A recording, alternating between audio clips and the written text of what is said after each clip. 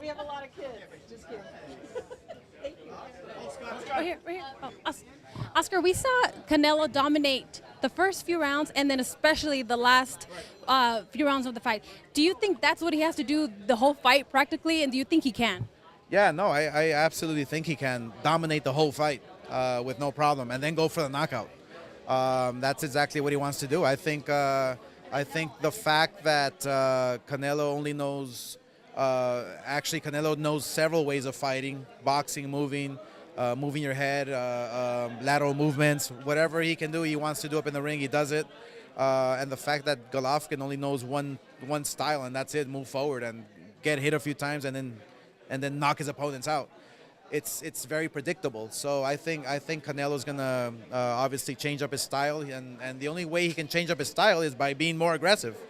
So and it calls for a great fight. I mean, that's kind of where I was heading. Golovkin and his team have been critical of Canelo's performance, saying for them that it wasn't a Mexican style. But a lot of boxing experts say that Golovkin has just one style, like you mentioned, and that Canelo is able to adjust and adapt. So when you hear that, what do you make of that? Well, what I make of it is that you know, his trainer doesn't know what he's doing. His trainer doesn't know how to change it up. He doesn't know how to train any other way but one style, which is very limited. I strongly think that Canelo has the huge advantage here. I think Canelo is going to take advantage of it, and you know, I mean, that's why rematches are so important. That's why rematches are so beautiful to watch, because you can see who the superior fighter is in the second time around.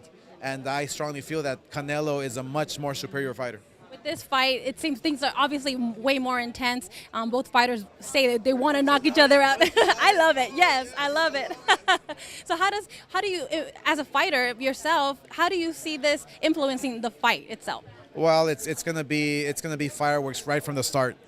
It'll be a continuation of the 12th round. I think the fact that they hate each other. I love that they hate each other. I love it. Oh my gosh, we're gonna see a real fight.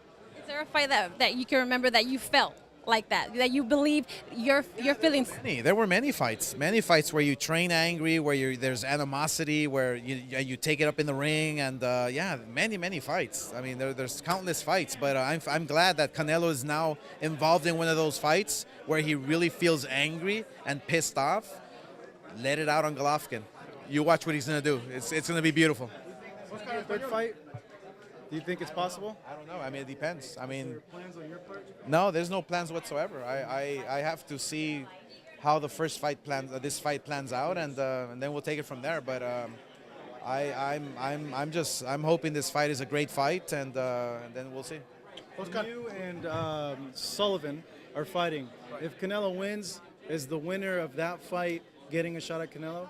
Well, it's nothing's a guarantee, but obviously it depends on them. It depends how great the fight is. I mean, if Lemieux looks, it's going to be a war. It's going to be a war. I mean, Cook and Munguia is going to be a war as well. But I think that if O'Sullivan looks great, or vice versa, and they can make an argument, then you have to take a look at that. So we'll see. But Canelo has ambitious plans. He wants to unify. He wants to fight the best. He wants to. So it all depends on fighters' performances. Unifying means fighting the Charlos or Jermall or Saunders. So what would be the preference there? Anybody who's willing. Anybody who's willing, because Canelo's willing to fight anybody. Oscar, español. La gente otra vez 16 de septiembre.